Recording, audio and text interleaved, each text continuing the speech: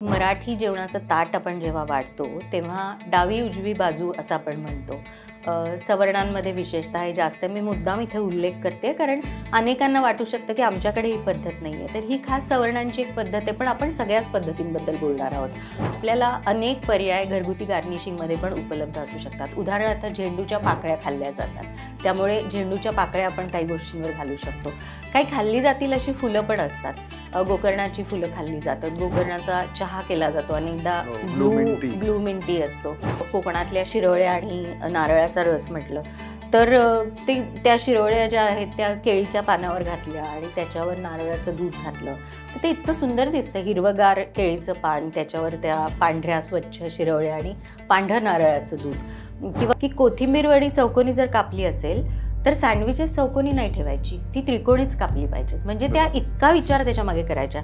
किंवा एक मी मुद्दा भाजी करते, जी पालक मेथीची मिक्स भाजी असते आणि ती भाजी खरं त्यात मसाले खूप नसतात. म्हणजे पालक मेथी टोमॅटो मिरची घालून शिजवतो, हिंग हळद घालून, आणि त्याला थोडंसं डाळीचं पीठ, चिंच जास्त, गूळ थोडासा घालून त्याला उकळी काढायची. पण त्याचं वैशिष्ट्य हे आहे की त्याचं प्लेटिंग, आणि हे सगळं त्या चौकोनी भांड्यावर हे पूर्ण फोडणी घालणं आणि त्याचं आय ॲपल त्यांनी इतकं वाढतं की ती भाजी खाण्याआधीच ती आवडीची होऊन जाते.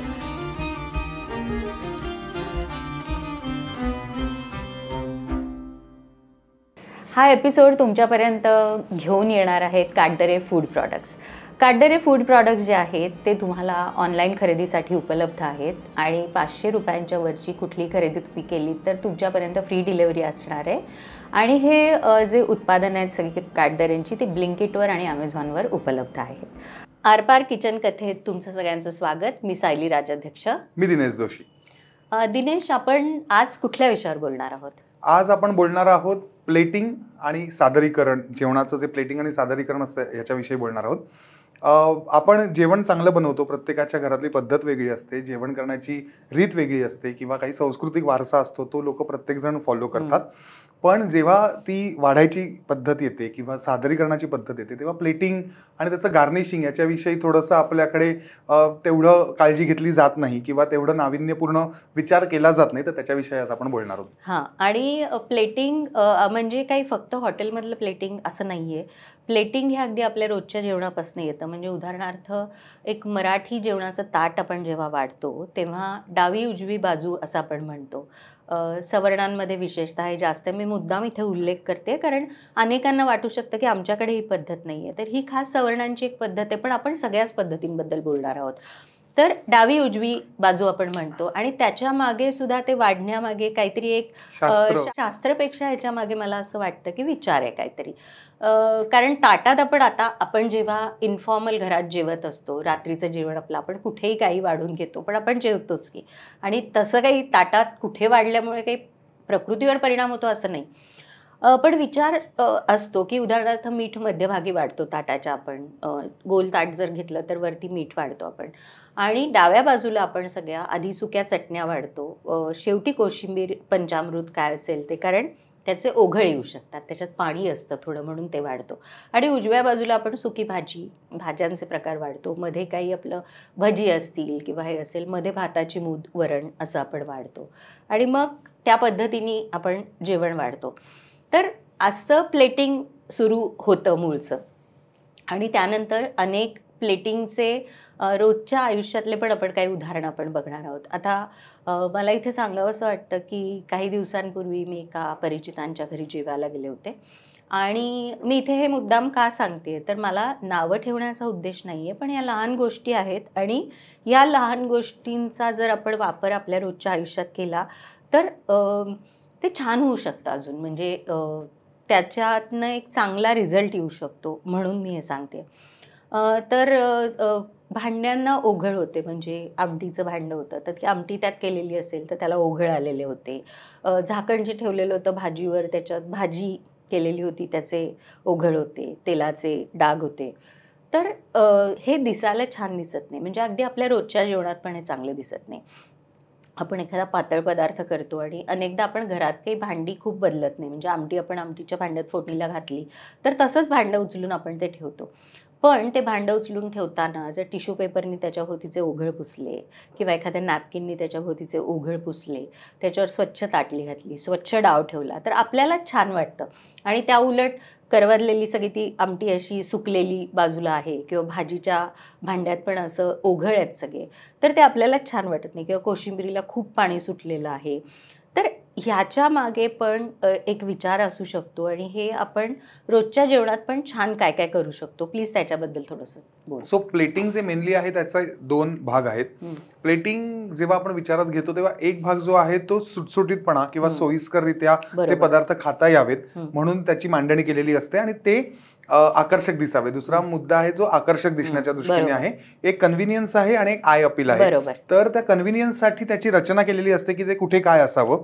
म्हणजे आपण जर पाश्चिमात्य पदार्थ घेतले तरी पोटॅटो मॅश असतं, त्याच्यावरती चिकन असतं किंवा फिश असतं, बाजूला व्हेजिटेबल्स असतात, मग सॉस येतो, मग गार्निशिंग येतं. मग त्याने ती प्लेट खूप आकर्षक दिसते, सुटसुटीत असते, कारण का त्याच्यामुळे खाताना कन्व्हिनियन्स होतो. खूप तुमचा फॉक किंवा नाईफ ती तुम्हाला खूप सगळ्या प्लेटभर फिरवायला लागत नाही.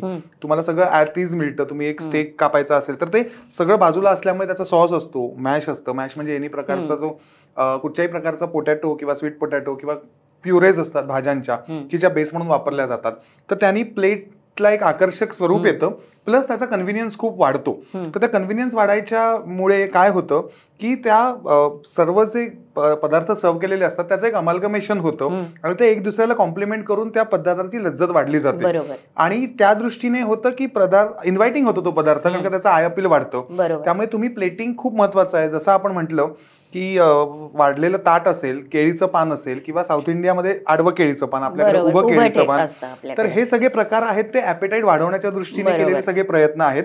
आणि त्याचा सुटसुटीतपणा, त्याचा वापर या दोन्हीच्या दृष्टीने ते खूप महत्वाचं आहे आणि ते शिकलं पाहिजे. त्याच्यानंतर प्लेटिंगमुळे काय होतं तर कन्व्हिनियन्स वाढतो इन टर्म्स ऑफ सर्विंग आणि खाण्याच्या दृष्टीने सुद्धा. की तुम्हाला माहिती आहे की भरपूर पूर्ण काय म्हणतात ना वाट्या, चमचे किंवा भरपूर काही पद्धतीने ते पदार्थ सर्व केले जात नसल्यामुळे त्या पदार्थाला एक प्रकारची एक प्रमाणता येते आणि त्या प्रमाणतेमुळे पदार्थाचं टेम्परेचर मेंटेन होतं. त्यामध्ये गार होण्यासाठी संभावना कमी होते. माहित नव्हती मला की पदार्थाचं टेम्परेचर मेंटेन होतं प्लेटिंग. पूर्ण तयारी केलेली असते, ते एक एक वाढत गेलात. समजा कोणी मॅश वाढलं, मग त्याच्यानंतर पुढे जाऊन स्टेक घेतला किंवा त्याच्यानंतर पुढे जाऊन सॉस घेतला, तर हे सगळे कंट्रोल टेम्परेचरवरती बुफेवरती असतात, तर ते गार होण्याची संभावना असते. त्यामुळे सगळं गरम वाफाळतं असतं, ते प्लेट करतात आणि पटापट पुढे केल्यामुळे त्याचं टेम्परेचर मेंटेन होतं, त्याची आय अपील वाढतं आणि त्याचा कन्व्हिनियन्स वाढतो. या 3 गोष्टींसाठी आपल्याला प्लेटिंग फार महत्वाचं असतं. प्लेटिंग करताना दुसरा मुद्दा असा महत्वाचा आहे की तुम्ही ज्याच्यात प्लेटिंग करताय त्याचा आपण मागाच्या पॉडकास्टच्या मध्ये, आपण गेल्या पॉडकास्टमध्ये म्हटलं तसं की तुमच्याकडे कलेक्शन पाहिजे की तुम्ही कोणत्या प्रकार, प्रत्येक पदार्थ हा प्लेटिंग करता येतो. असं नाही की ते सूप आहे म्हणून करता येत नाही. तर सूप सुद्धा तुम्हाला प्लेटिंग करता येतं. प्री प्लेटेड सूप देतात, त्याच्यावरती गार्निश असतं, बाजूला टोस्ट असतो किंवा ब्रेडचा तुकडा असतो किंवा काही ब्रेड स्टिक असते, सूप स्टिक असते, काही असू शकतं. पण ते सादर करताना तुम्ही ते कसं सर्व करताय याच्यासाठी प्लेटिंग खूप महत्वाचा रोल प्ले करतं. आणि प्लेटिंग बद्दल आता सूप बद्दल सांगितलंस. मुंबईमध्ये एक 5 नावाचं रेस्टॉरंट होतं, खूप कमी दिवस चाललं ते. ऑलिव्हमधल्या काही शेफ्सनी बाहेर पडून ते सुरू केलं होतं 5 नावाचं रेस्टॉरंट. आणि त्याच्यामध्ये एक फार सुंदर सूप दिलं जायचं, टमॅटो आणि पटेटो सूप. तर ते प्लेटिंगमध्ये त्या बोलमध्ये अर्धं टमॅटो सूप असायचं आणि अर्धं पटेटो सूप. आणि मला नेहमी आश्चर्य वाटायचं की दोन्ही सूप्स एकत्र न होता हे कसं काय प्लेट करतात. तर असं कसं करता येऊ शकतं ते पण सांग ना जरा प्लेटिंगमध्ये. त्याच्यामध्ये पार्चमेंट पेपरचा वापर करतात. बरं. की जेणेकरून ते सूप डिवाइड होतं आणि मग तो पार्चमेंट पेपर काढला जातो किंवा काही डिवायडर असतो, कारण का 2 द्रव पदार्थ एकत्र न मिक्स होता राहणं कठीण आहे. पण त्याचे कन्सिस्टन्सी असतात त्या मेंटेन करतात. त्या कन्सिस्टन्सी मेंटेन केल्यामुळे त्या प्युरे सूपवर जातात.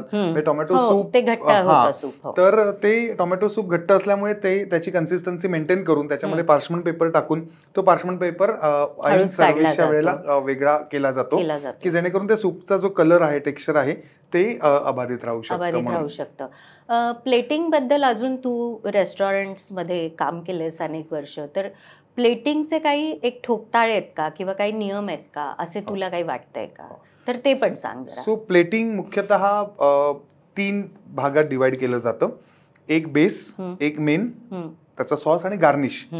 तर ह्या पूर्ण जे प्लेटिंग असतं ते ह्याच पद्धतीने केलं जातं आणि त्याचे अकम्पनिमेंट्स असतात ते आपण त्या प्लेटिंगमध्ये प्लेस करू शकतो.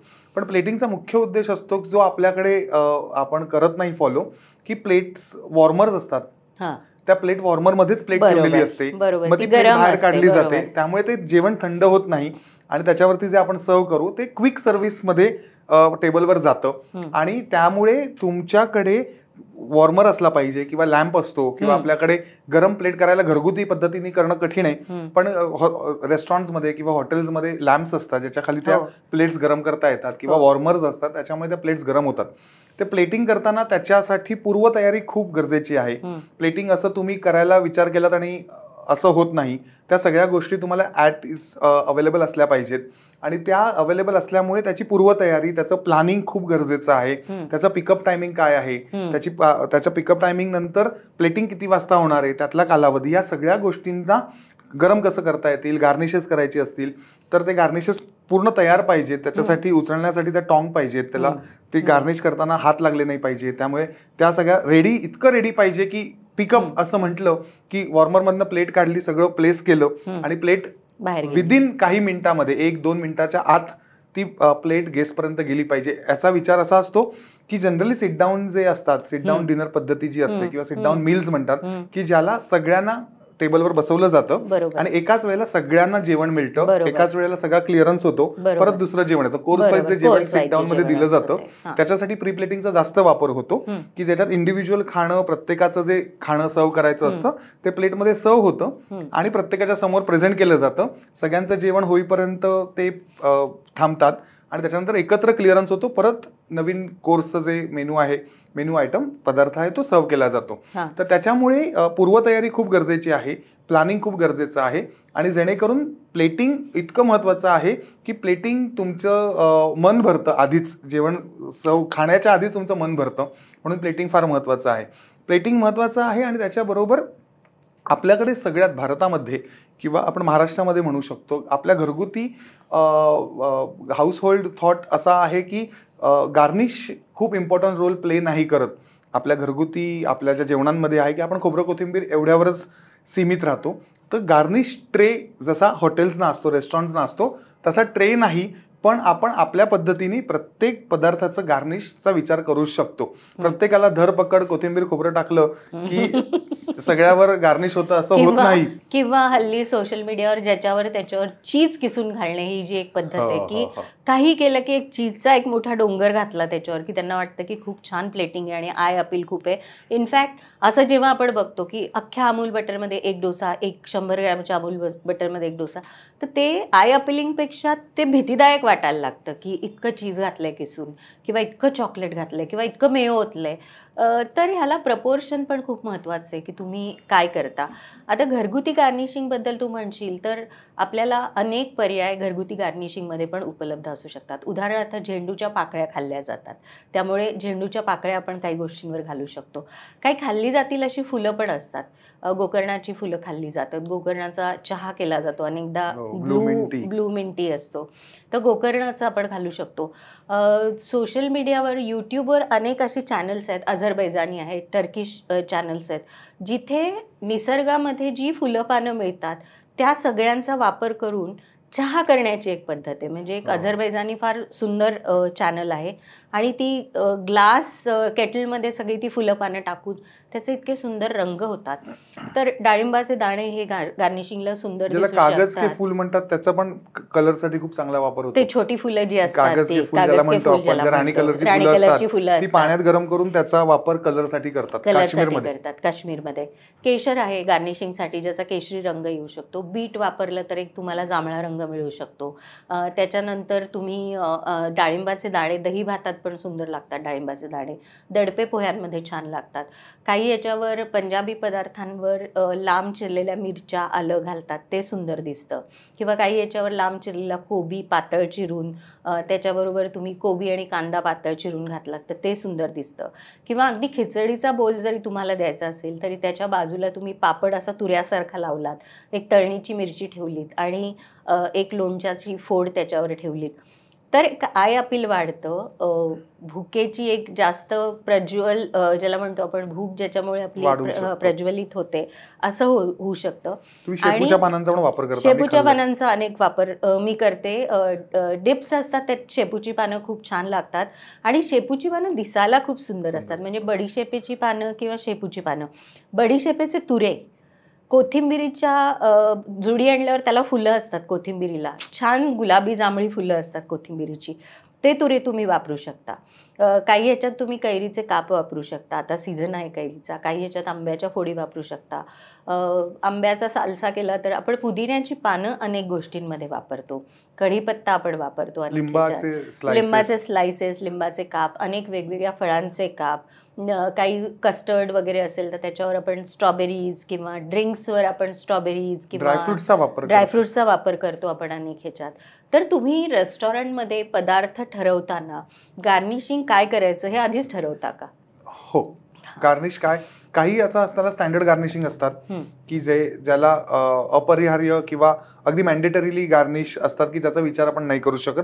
जसं तुम्ही दहीभाताला बोललात की दहीभाताला डाळिंबाचे दाणे, वरती तडका, जी फोडणी असते ती, किंवा लाल मिरची तेलात तळलेली, किंवा काही स्टार्टर असतात त्याच्यावर पापड चुरा करून टाकतात की ज्याने टेक्स्चर ऍडिशन होतं, दिसायला चांगलं दिसतं. तर काही काही स्टँडर्ड गार्निशेस आहेत, काही काही इनोव्हेटिव्ह गार्निशेस असतात. त्याच्यासाठी वेगवेगळ्या प्रकारचे मोल्ड्स येतात, त्याच्या प्रकारे वेगवेगळ्या प्रकारचं साहित्य येतं की जेणेकरून गार्निशेस खूप चांगले होतात. फोम वापरला जातो बरेच ठिकाणी, सूप्स वरती म्हणा किंवा प्लेटिंग करताना फोम वापरले जातात. तर ते फोम्स बऱ्या प्रकारे वापरतात. त्याच्यानंतर तुम्ही बघितलं असेल जाळ्यासारखं एक रंगीबेरंगी वापरतात, तर ते गार्निश केलं जातं. ते डिझर्ट्समध्ये पण वापरतात आजकाल, सेवरी म्हणजे मेन कोर्समध्ये वगैरे सुद्धा वापरतात. त्याच्यानंतर शेप्स येतात, मोल्ड्स येतात, त्याच्यावरती तुम्ही पानाच्या आकाराचं एखादं जाळीदार असं हे बघितलं असेल आजकाल, तर ते आजकाल गार्निशेस म्हणून वापरतात. अनेक प्रकारची गार्निशेस तयार केली जातात. सुकलेल्या व्हेजिटेबल्सचं पण गार्निश केलं जातं. जसं आपण रोज पेटल्स वापरतो, ड्राईड किंवा फ्रेश दोन्ही वापरतो, तसं सुकलेल्या म्हणजे ड्राईड ऍपल झालं किंवा ड्राईड बनाना झाले, चेरीज झाल्या, ड्रायफ्रुट्स म्हणजे आपण ज्याला क्रॅनबेरी झाल्या, मलबेरीज झाल्या, ब्लूबेरीज झाल्या, या सगळ्या गार्निशेससाठी वापरतात. त्याच्या वेगवेगळ्या पद्धतीने इमल्शन ऑइल्स वापरतात गार्निशेससाठी, की चिली ऑइल असेल, हर्ब ऑइल असेल, हिरव्या रंगाचं असतं, पिवळ्या रंगाचं असतं, वेगवेगळ्या प्रकारची ऑइल्स असतात, ती गार्निश म्हणून वापरतात, जी जनरली सोप्स वरती म्हणा किंवा प्लेटच्या बाजूला जो सॉस ओघळ येतो त्याच्यावरती ते वापरल्यानंतर ते छान मोत्यांसारखं दिसतं. तर ते गार्निशिंग खूप मेजर रोल प्ले करतं, त्याच्यामध्ये तुमची क्रिएटिव्हिटी दिसते. आणि तो जेव्हा आपण पदार्थ कोणताही प्लॅन करतो, जेव्हा आपण करायचं ठरवतो, तर त्याच्यावरती गार्निश काय असेल याचा सुद्धा विचार केला तर त्या पदार्थाला उठाव येतो, त्याची चव बदलते आणि आय अपील म्हटलं तसं की एक खाण्याची ईर्ष्या निर्माण होते. आणि जसं आपण इडली चटणी करतो तर त्याच्यात सुद्धा आजकाल अगदी वरच्या कढीपत्त्याचं जे वरचा कोंबच्या खालचं जे एक कढीपत्त्याचा अख्खा दांडे, त्याला छोटी छोटी पानं असतात, तर ती आपण घेतली तर खूप सुंदर दिसतात. कोथिंबिरीची चिरून टाकतात, त्याच्याऐवजी कोथिंबिरीचे आपण तुरे टाकले किंवा कोथिंबिरीची पानं टाकली, त्याला स्प्रिग म्हणतो आम्ही, की कोरिएंडर स्प्रिग अख्खं टाकलं कशावरती तरी, तर ते खूप छान दिसतं. त्याच्यानंतर एडिबल फ्लावर्स येतात बाजारामध्ये की जी मुबलक प्रमाणात उपलब्ध असतात, चांगल्या ठिकाणी मिळतात. मायक्रोग्रीन्स येतात, स्प्राउट्स. मायक्रोग्रीन्स तर हल्ली खूप इन आहेत आणि खूप वापरले जातात, सुंदर दिसतात. आणि हा गार्निश ट्रे जवळजवळ 25-30 पदार्थ असतात गार्निश ट्रे मध्ये. म्हणजे जनरली रेस्टॉरंटचं कसं असतं की किचन मधनं जेवण बनलं की ते काउंटरला येतं आणि मग जो काउंटर शेफ असतो त्याला तो गार्निश करतो.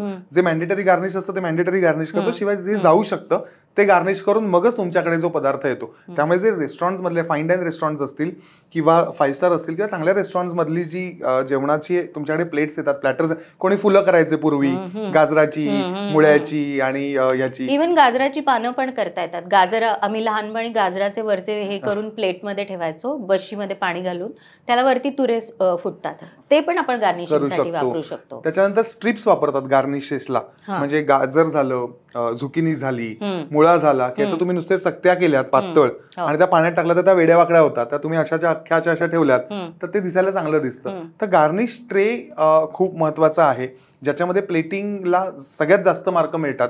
की कुठचे तुम्ही अन्नकूट स्पर्धा जरी तुम्ही बिल्डिंगमध्ये गणपतीत केली, कुकरी कॉम्पिटिशन, तर त्याच्यामध्ये मार्किंगसाठी सजावट आणि गार्निशेसला मार्क असतात. त्यामुळे तो जो इग्नोर भाग आहे आपल्या पूर्ण मेनू प्लॅनिंगमध्ये, तर माझं असं म्हणणं प्रत्येकाला एक माझी रिक्वेस्ट आहे की जेव्हा तुम्ही पदार्थ प्लॅन कराल तर त्याच्यासाठी लागणारा गार्निश सुद्धा प्लॅन करा. ते बाजारात जाऊन तुम्ही आणा आणि ते तुम्ही जर सरसकट काही न वापरता गोष्टी जर तुम्ही ते प्रत्येक गोष्टीला नवीन नवीन गार्निश जे त्याच्या आय अपील, टेस्ट आणि अपिअरन्स वाढवणार असेल तर त्याचा विचार करायला नक्कीच हवा. आय अपीलच्या ह्याने मी सांगते की एक मी मुद्दा भाजी करते जी पालक मेथीची मिक्स भाजी असते आणि ती भाजी खरं त्यात मसाले खूप नसतात. म्हणजे पालक मेथी, टोमॅटो, मिरची घालून शिजवतो हिंग हळद घालून आणि त्याला थोडंसं डाळीचं पीठ, चिंच जास्त, गूळ थोडासा घालून त्याला उकळी काढायची. पण त्याचं वैशिष्ट्य हे आहे की त्याचं प्लेटिंग हे का वैशिष्ट्यपूर्ण आहे, कारण चौकोनी भांड्यात मी ते काढते काचेच्या आणि त्याच्यावर मी लसूण बारीक चिरलेला, खूपसे दाणे शेंगदाणे, लाल मिरची आणि लाल तिखट अशी एक खमंग फोडणी करते. ती फोडणी करताना समोर उभा राहूनच करायला लागते, कारण त्यातला एकही पदार्थ जळता कामा नये.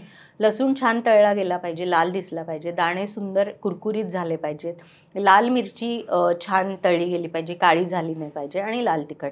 आणि हे सगळं त्या चौकोनी भांड्यावर हे पूर्ण फोडणी घालणं आणि त्याचं आय अपील त्यांनी इतकं वाढतं की ती भाजी खाण्याआधीच ती आवडीची होऊन जाते. आंबा डाळ आपण नेहमी बघतो की आंबा डाळ हे नेहमी त्यातल्या पदार्थांमुळे ती आधीच दिसते सुंदर, कारण पिवळी डाळ असते, हळद घालतो आपण त्याच्यात फोडणीत, त्याच्याबरोबर आपण कोथिंबीर घालतो त्याच्यात आणि वरून फोडणी मिरचीची देतो. त्यामुळे आय अपीलसाठी ह्या प्रकारच्या रंगांचा वापर हा इतका महत्त्वाचा आहे रोजच्या जेवणात सुद्धा, की रोजच्या जेवणातही तुम्ही कोशिंबिरी रंगीत करू शकता, की जसं बीट गाजर अशी केलीत तुम्ही किंवा गाजर मुळा अशी केलीत, त्यात वेगवेगळे रंग येतात आणि अगदी लिंबाची फोड तुम्ही बाजूला ठेवलीत तर पिवळा रंग येतो किंवा हिरवी एखादी लवंगी मिरची तुम्ही कशात खोचलीत तर त्याचं पण आय अपील आणि तो पदार्थ जास्त आवडण्यामागे ते एक कारण असू शकतं. म्हणजे आणि अजून एक हे की काही काही गार्निशेस असून सुद्धा त्याचा अविभाज्य घटक झालाय, की जसं आपण बिर्याणीवर ब्राऊन अनियन नाही बघितलं तर आपल्याला चुकचुकल्यासारखं वाटतं, की त्याचा फ्लेवर म्हणजे मेन कोर्स म्हणजे त्याचा मुख्य इन्ग्रेडियंट पण आहे तो, पण ते नसेल तर आपल्याला वाटतं की बरोबर नाहीये बिर्याणी, तर त्याच्यावर आपल्याला दिसला नाही समजा फ्राईड अनियन ज्याला बरिस्ता म्हणतो आपण, की तो जर नाही बघितला तर आपल्याला वाटतं की अरे काय बिर्याणी आहे, ह्याच्यावर काहीच नाहीये, कांदा टाकला नाहीये, काही नाही टाकलाय. तर ते आपल्याला इतकं आपण त्याला एकरूप झालेलो आहे काय काय गार्निशेस ना, की ते गार्निशेस इतका महत्वाचा रोल करतात. तर त्याची सुरुवात पण आपल्याला करायला पाहिजे, की जेणेकरून जसं दही भातावरती डाळिंबाचे दाणे मला नाही वाटत की खूप जुने आहेत, हे नवीन पद्धत आणि ते चांगलं दिसतात, त्यामुळे त्याचं अडॅप्शन करायला पाहिजे असं मला वाटतं. अगदी बरोबर आहे. आणि मुख्यतः जेव्हा आपण अन्न हेच पूर्ण ब्रह्म जेव्हा म्हणतो किंवा त्यातला अर्धा भाग हा आय अपीलचा असतो, म्हणजे आपण टेबलावर बसलो किंवा पाटपाणी घेतल्यावर सुद्धा आपल्या चित्राहुती दिल्यानंतर ताट जे वाढलं जातं किंवा बुफे घेताना ज्या प्रकारे बुफे मांडलेला असतो, हॉटेल्समध्ये बुफे फार सुंदर मांडलेला असतो आणि त्याच्यामागे विचार असतो एक, की कुठे लोक येऊन सॅलड्स घेतील, कुठे मेन कोर्स घेतील, कुठे स्टार्टर्स घेतील, कुठे पापड घेतील, कुठे फळं घेतील, कुठे डेझर्ट्स घेतील. तर आय अपीलचा हा एक खूप महत्त्वाचा भाग हा म्हणजे भुकेचा हा खूप मोठा भाग हा आय अपीलमध्ये असतो. म्हणजे आपण कुठेही गेल्यावर आधी आपण तिथे कसं दिसतंय हे आपल्या नजरेला एक येतच. म्हणजे अगदीच खवय्ये लोकच इकडे तिकडे न बघता खाऊ शकतात मला वाटतं, पण जनरली माणसाला आपण एखाद्या ठिकाणी जाऊन खातो तेव्हा आधी ते दिसतंय कसं याकडे बघण्याचं एक फार एक सवय असते. आणि प्लेटिंगमुळे एक नीटनेटकापणाचा एक आपण कॉन्फिडन्स देतो समोरच्याला, की हे जेवण व्यवस्थित पद्धतीने, कारण का तुम्ही जसं सर्व करता तसंच ते बनलेलं असेल असा अंदाज असतो. बरोबर. तर तुम्ही जेव्हा नीटनेटकेपणाने वाढता ते, तर त्याचा एक अंदाज पण एक पोचपावती असते की हे जेवण चांगल्या पद्धतीने बनवलेलं आहे आणि त्याचा विचारपूर्वक केलेला आपण जो अभ्यास असतो की जेणेकरून ते पदार्थ त्या पद्धतीने सर्व केलेले असतात. आणि त्याचं मी परत म्हटलं तसं टेम्परेचर झालं की दहीवडा गार असेल तर आपण त्या वाट्या किंवा जे बाउल आहेत किंवा जे काय प्लेट्स आहेत छोट्यावाल्या त्या आपण फ्रीजमध्ये ठेवायला पाहिजेत. मग त्या वेळेला सर्व करायच्या वेळेला त्याच्यावरती ग्लासेस ठेवतात फ्रीजमध्ये थंड करण्यासाठी, बिअर ग्लासेस ठेवतात. तर तशा पद्धतीने केलं तर ते चांगलं वाटतं, गार खायला बरा वाटतो दहीवडा.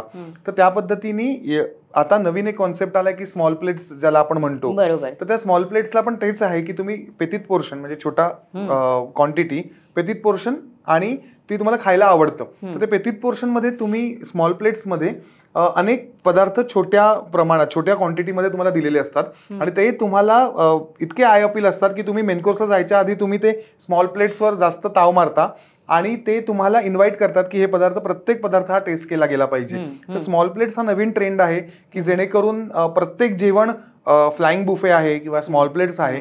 तर त्या फ्लाइंग बुफे आणि स्मॉल प्लेट्सचा उद्देशच हा आहे की लोकांना त्या गार्निशेसमुळे त्या स्मॉल प्लेट्सवरती इतकं आकर्षित करायचं आणि जास्तीत जास्त खायला घालायचं. दिनेश, तू आता फ्लाइंग बुफेचा उल्लेख केलास, तर फ्लाइंग बुफे म्हणजे काय हे जरा सांग.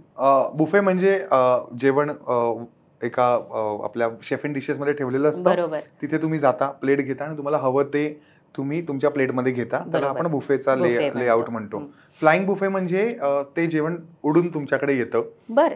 उडून म्हणजे तुम्हाला बुफेकडे जायचं नसतं, बुफे तुमच्याकडे येतो, त्याला फ्लाइंग बुफे म्हणतात. जे अगेन प्री प्लेटेड असतं, छोट्या क्वांटिटीज मध्ये असतं आणि वाढणं नसतं त्याच्यामध्ये.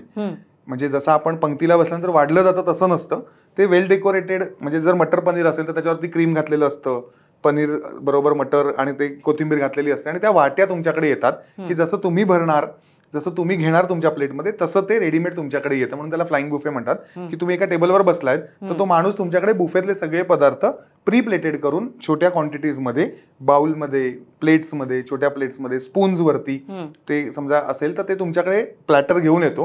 त्यातलं तुम्ही हवं ते वाटी उचलायची, चमचा, प्लेट काय उचलायचं आणि तुमच्या प्लेटमध्ये ठेवून तो हे करायचं. म्हणजे तुम्हाला उठबस करायला लागत नाही सारखी. त्याला फ्लाइंग बुफे म्हणतात. ओके, खूप इंटरेस्टिंग आहे. मी पहिल्यांदा ऐकलं फ्लाइंग बुफेचं. म्हणजे अनुभव घेतलाय हा, पण याला फ्लाइंग बुफे म्हणतात हे माहित नव्हतं. प्लेटिंग करताना आपल्या रोजच्या आयुष्यात पण आपल्याला, जसं तू आता रेस्टॉरंट्सबद्दल बोलतोय आणि मी घरच्याबद्दल बोलतेय, अगदी दिवाळीचा फराळ मांडण्यापासून, म्हणजे दिवाळीला आपण फराळ करतो, घरातलेच लोक असतो जनरली पहिल्या दिवशी दिवाळीत आपण. तर मी मुद्दाम याचा उल्लेख का करते, कारण त्या दिवशी वेगवेगळ्या रंगाचे पदार्थ असतात आपल्याकडे. चकली असते, शेव असतो, चिवडा असतो, लाडू असतात वेगवेगळ्या प्रकारचे, करंजा असतात. हे सगळे वेगवेगळ्या रंगांचे पदार्थ असतात आणि त्याच्याबरोबर आपण ताजे पदार्थ काही करतो आणि तो बुफे मांडतो. जनरली दिवाळीच्या पहिल्या दिवशी वेगवेगळ्या प्रकारचे पोहे, लक्ष्मीपूजनाला पोहे खातात वेगवेगळ्या प्रकारचे, पण अशा प्रकारचं आपण मांडतो. तर अनेक घरांमध्ये ताटं दिली जातात एकमेकांना दिवाळीची, की ताटं फराळाची भरून. तर इतकी सुंदर ती मांडलेली असतात, त्याची मांडणी इतकी सुंदर असते की त्या ताटामध्ये वेगवेगळे पदार्थ, शंकरपाळी असतील, चकल्या असतील, चिवडा असेल, ते कशा प्रकारे, आणि त्याच्यावर क्रोशाचा एक रुमाल घालून ते ताट सादर केलं जातं. किंवा ईदच्या दिवशी पण अशा प्रकारचं केलं जातं की जेव्हा ईदच्या दिवशी एकमेकांना, रमजान ईदच्या दिवशी जेव्हा लोकांना शीरकुर्मा किंवा त्याच्याबरोबरचे गुलगुले किंवा असे प्रकारचे पदार्थ दिले जातात, तेव्हा ते ताट इतकं सुंदर सजवलेलं असतं. तर त्यामुळे आपल्या आठवणी पण ह्या निगडीत ह्याच्याशी आहेत की फराळाची जेव्हा आठवण येते आपल्याला, तेव्हा फराळांची ताटं ही पण एक प्लेटिंगचीच एक पद्धत आहे असं मला वाटतं. की फराळांची ताटं असतील किंवा आपण जे कोकणातल्या शिरोळ्या आणि नारळाचा रस म्हटलं तर ते त्या शिरोळ्या ज्या आहेत त्या केळीच्या पानावर घातल्या आणि त्याच्यावर नारळाचं दूध घातलं तर ते इतकं सुंदर दिसतं. हिरवगार केळीचं पान, त्याच्यावर त्या पांढऱ्या स्वच्छ शिरोळ्या आणि पांढरं नारळाचं दूध. किंवा उकडीचे मोदकसुद्धा केळीच्या पानांवर आपण जेव्हा ठेवतो तेव्हा ते इतके सुंदर दिसतात. वर एखादी केशराची काडी लावलेली आणि ते उकडीचे मोदक आपण त्याच्यावर ठेवतो. आणि आपण खोबरं कोथिंबीर तर अनेक आपण म्हणतोच की सगळ्या याच्यावर खोबरं कोथिंबीर घालण्याची एक पद्धत आहे. तर असं घरगुती प्लेटिंगमध्ये पण अजून काय काय आपल्याला करता येऊ शकतं असं तुला वाटतं? घरगुती प्लेटिंगमध्ये जो पदार्थ आपण सर्व करणार आहोत त्याचा क्रम फक्त जर आपण लक्षात ठेवला तर तो क्रम लक्षात ठेवल्यामुळे त्याच्यात काही बदल करता येतील आणि प्लेटिंग आपोआप होऊ शकेल. जसं आपण म्हटलं तसं की मिसळ करायची तर सगळं एकत्र करायचं आणि त्याच्यावरती तो रस्सा ओतायचा. हे न करता जर आपण आकर्षकरित्या त्यातले घटक सगळ्यांसमोर समजा ते प्रेझेंट केले, कारण इव्हेंच्युअली ते सगळं मिक्सच होणार आहे, पण देताना तुम्ही थरावर थर केलं तर काही दिसत नाही ते. किंवा आपण देताना सुद्धा त्याची कलात्मक रचना समजा केली त्या पदार्थांची तर ती रचना केल्यामुळे आपल्याला आपलं प्लेटिंग चांगल्या पद्धतीने करता येऊ शकतं. त्याच्यामध्ये कन्व्हिनियन्स आहे, ज्याच्यामध्ये आय अपील आहे आणि ज्याच्यामध्ये कलात्मकता आहे. कुठचाही पदार्थ, चाट जरी असेल तरी तो चाट देताना सुद्धा आपण एक वेगळ्या पद्धतीने अरेंज केला की जसं आपण पुऱ्या भरल्या आहेत, काय बटाटा असेल, रगडा असेल, मूग असेल, काही असेल, त्या भरून त्याच्या बाजूला 3 ग्लासमध्ये 3 पाणी हे केलंय किंवा तर ते सुंदर दिसतं आणि तुम्ही आय अपील वाढतं. कन्व्हिनियन्स इतका आहे की ज्याला जे काय पाणी हवंय चाटमध्ये तर इतकं सुंदररित्या हे करता येऊ शकतं. पण आपण चाट सगळा खूप रगडतो, मिक्स करतो आणि तो मग त्याच्यावरती फक्त ती नायलॉनची शेव टाकतो आणि आपण प्रत्येक पदार्थ देतो. तर त्या चाटमध्ये सुद्धा इतका वाव आहे, घरगुती दडपे पोह्यांमध्ये इतका वाव आहे की आपण पोहा पापड जर चुरून टाकला किंवा पोहा पापडच्याच आपला बाउल बनवला किंवा कप बनवला तर त्याच्यामध्ये ते समजा टाकले, तर या छोट्या छोट्या गोष्टी आहेत की जेणेकरून असं काही गार्निशचे काही कोर्सेस किंवा असं हे काही नाहीये, पण तुम्ही जे रोजचं जेवण देताय, मूद इज सच अ गार्निशिंगचा एक मोठा फॅक्टर आहे जो लहानपणापासून आपण बघत आलेलो की जो मूद केल्यानंतर जे ताटामध्ये एखाद्या पदार्थाचं रूप सुंदर त्याच्यामध्ये अनेक तुम्ही आयडियाज करू शकता की ज्याच्यामध्ये आता मी नवीन बघतोय की त्या वाटीमध्ये अजून एक उलटी वाटी घालतात की मूद पडली की त्याला एक थोडा खड्डा येतो, त्याच्यात ते वरण असंच राहतं. ह्या छोट्या छोट्या बघा ना, हे काय 5 स्टार मधले कोणी किंवा फाईन डाईन मधल्या नाही, या हाऊसवाईफ्स आहेत किंवा गृहिणी आहेत किंवा चांगल्या आपल्या मावशी आजी काकू अशा असतील कोणी की ज्यांनी विचार केला की त्याच्यात एक उलटी वाटी टाकली की मूद पडली की त्याच्यामध्ये वरण भरता येईल. ते अनेक गोष्टीत की भरलं वांग आहे तर ते कसं, त्याच्यावरती नुसता दाण्याचा कूट टाकला तरी ते भरलं वांग उठून दिसेल, ते कसं ठेवायचं प्लेटमध्ये. तर त्याला समजा छोटीशी आपण त्याची स्टेम जी असते ती तशीच ठेवली तर ते दिसताना सुंदर दिसतं, म्हणजे ती भाजीसारखं दिसणार नाही. वांग्याचे काप आहेत ते कसे आपण समजा आपण एकावर एक ठेवले, त्याच्यामध्ये काहीतरी आपण समजा चटणीची पुरड घातली आणि त्याच्यावर एकावर एक ठेवले आणि मग ती प्रेझेंट केलं तर ते दिसायला सुंदर दिसेल, रादर दॅन असं करण्यापेक्षा त्याला एलिव्हेट केल्यामुळे त्याचा अपिअरन्स बदलतो, तुमचं बुफेचं टेबल छान दिसू शकतं. हे छोटे छोटे घटक पदार्थ आहेत की जे प्रत्येकासाठी तुमच्यासाठी चांगल्या प्लेटिंग किंवा चांगल्या, आता नॉर्मल प्रसादाचा शिरा असतो तो सुद्धा किती चांगल्या पद्धतीने आपण देऊ शकतो. त्याच्यामध्ये बदामाचे काप टाकले, प्रत्येक ठिकाणी पैसे ठेवू शकतो, केळ्याचे काप ठेवले शकतात, केळं तुपामध्ये भाजून घेऊ शकतो, त्याचं ब्राउनिश असं कॅरमलाइज झालेलं केळं ते चांगलं लागतं प्रसादाच्या शिऱ्यामध्ये. प्रत्येक गोष्टीमध्ये आपण गार्निश किंवा त्याचा अपिअरन्स बदलून त्याची कलात्मकता आपली दाखवू शकतो आणि ते इतकं सोपं आहे की तुम्हाला त्याची आवड निर्माण व्हायला पाहिजे किंवा आवड तुमच्याकडे असेल तर त्याला तुम्ही प्रोत्साहन देऊन ते वेगवेगळ्या पद्धतीने सादर करायची सतत एक तुम्ही तुमच्याबरोबर चुरस केली पाहिजेत की असं करूया, आता मी हे असं देते ना ते असं करता येईल, की मी असं करतोय ना ते नंतर असं करता येईल. म्हणजे अनेक गोष्टी आहेत की जे सोप्या पद्धतीने तुम्ही करणाऱ्या रोजच्या गोष्टी फक्त तुम्ही वेगवेगळ्या पद्धतीने अरेंज केल्यामुळे त्याचं आय अपील आणि त्याची जी कलात्मकता ती दिसू शकते. लिंबाच्या सरबतामध्ये अनेकदा थोडेसे आल्याचे काप घातले तर ते छान दिसू शकतं किंवा एखादी हिरवी मिरची, लवंगी मिरची लावली वरती तर ते मस्त दिसू शकतं. म्हणजे पुदिन्याची पानं वगैरे तर आपण घालतोच, जिरेपूड घालतोच आपण, पण त्याच्याबरोबर हे करता येऊ शकतं. किंवा माझ्या सासूबाई नेहमी म्हणायच्या, मी मुद्दाम हे सांगते की मेनू ठरवताना माझ्या सासूबाई उत्तम स्वयंपाक करायच्या फार, आणि त्या मेनू ठरवताना नेहमी असं म्हणायच्या की ते दिसतं कसं बुफे मांडल्यावर, आपण आमच्या मुंबईत बुफेच असतात जनरली, घरं लहान असतात, तर बुफे मांडल्यावर ते दिसतं कसं. म्हणजे त्यांचा इतका विचार असायचा की कोथिंबीर वडी चौकोनी जर कापली असेल तर सँडविचेस चौकोनी नाही ठेवायची, ती त्रिकोणीच कापली पाहिजेत. म्हणजे त्या इतका विचार त्याच्यामागे करायच्या. किंवा समजा मी हरभऱ्याचं सॅलड केलं आहे, म्हणजे हरभऱ्याचे चटपटे चणे आपण करतो तसं उकडून त्याच्यावर मी कांदा मिरची घालून टोमॅटो घालून असं सॅलड केलं आहे, तर मग डाळीच्या पिठाचा कुठलाही पदार्थ त्याच्यावर असता कामा नये. तर त्यांचा इतका बारीक विचार त्याच्यामागे असायचा आणि त्यामुळे त्यांनी जी जेवणं केली किंवा त्यांनी ज्या मेजवान्या दिल्या त्याची खूप चर्चा अजूनही होते, कारण त्याच्यामागे त्यांचा खूप विचार असायचा. आणि आय अपील हे अत्यंत अत्यंत कसं महत्त्वाचं आहे हे मी त्यांच्याकडनं खूप शिकले.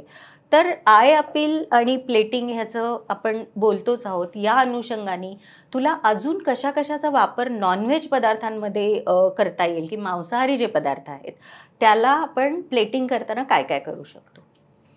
मांसाहारी पदार्थांचं प्लेटिंग करण्यामध्ये आपला जे इंडियन जेवण आहे त्याच्यामध्ये साधारणतः ग्रेव्हीजच जास्त आहेत आणि फक्त फिश असेल तर तो आपण तवा फ्राय, रान वगैरे असेल, रान असेल तर, आणि फिश असेल जेव्हा तो तवा फ्राय आपण करतो. पण त्याचं परत म्हटलं तसं की तुम्ही जेव्हा सर्व करताय तर त्या सर्विंगची प्लेट बरोबर पाहिजे की ते वाटीमध्ये ते पुरत नाही, मग ते पीसेस बाहेर येतात. त्याचं समजा नल्ली असेल तर ती नल्ली कुठेतरी बाहेर अशी खूप उंच असते आणि मग ती दिसत नाही प्लेटमध्ये चांगली. आणि त्यानंतर मग फिश असतील तर ते मधोमध प्लेट केले तर ते दिसत नाहीत चांगले.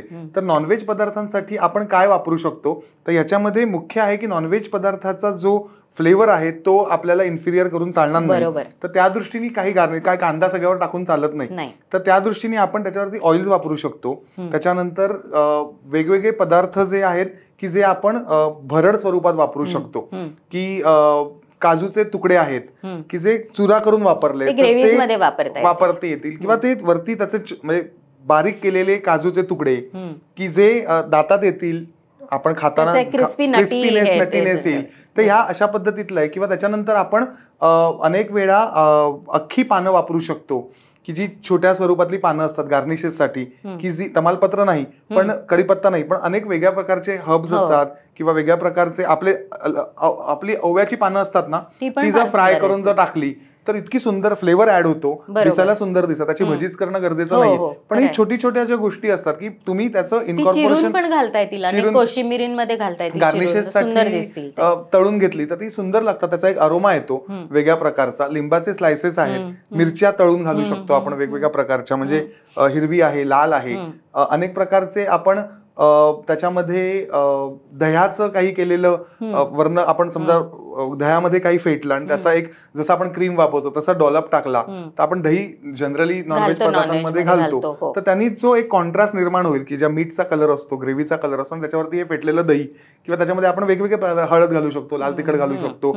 किंवा हिरवी चटणी घालू शकतो. तर ते कॉन्ट्रास्ट पद्धतीने दह्याचा वापर डॉलप करून समजा आपण टाकला, हंकड आहे, चक्का आहे, याचा वापर केला तर ते खूप चांगल्या पद्धतीने इन्कॉर्पोरेट होतं. त्याच्यानंतर एक बेस्ट हे आहे की तुम्ही तुमच्या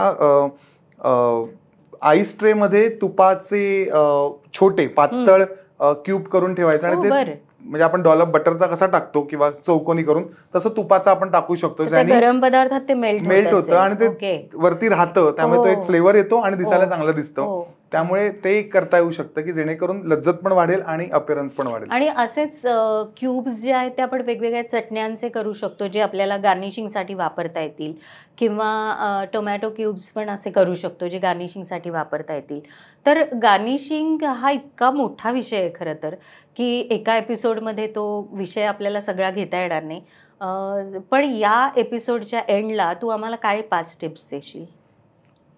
गार्निशचा विचार करा, त्याच्यानंतर त्याची पूर्वतयारी करा, त्यानंतर तुम्हाला लागणारं साहित्य तुमच्याकडे असलं पाहिजे रेडी जेव्हा तुम्ही प्लेटिंग करत असाल. बरोबर. त्याच्यानंतर विविधता कलेक्शन मध्ये करायला सुरुवात करा, म्हणजे वेगवेगळ्या प्रकारच्या प्लेट्स, त्याचे आकार, त्याचे कलर आणि त्याचे म्हणजे मेटल म्हणा, वेगवेगळ्या प्रकारातल्या ज्या क्रॉकरीज आहेत किंवा प्लेट्स आहेत त्याचं कलेक्शन करायला सुरुवात करायला पाहिजे, की जेणेकरून ते तुमच्या प्लेटिंगचा अपिअरन्स वाढवतील. त्याच्यानंतर टेम्परेचर खूप महत्वाचं आहे, की प्लेटिंग करता करता ते जेवण गार होतं.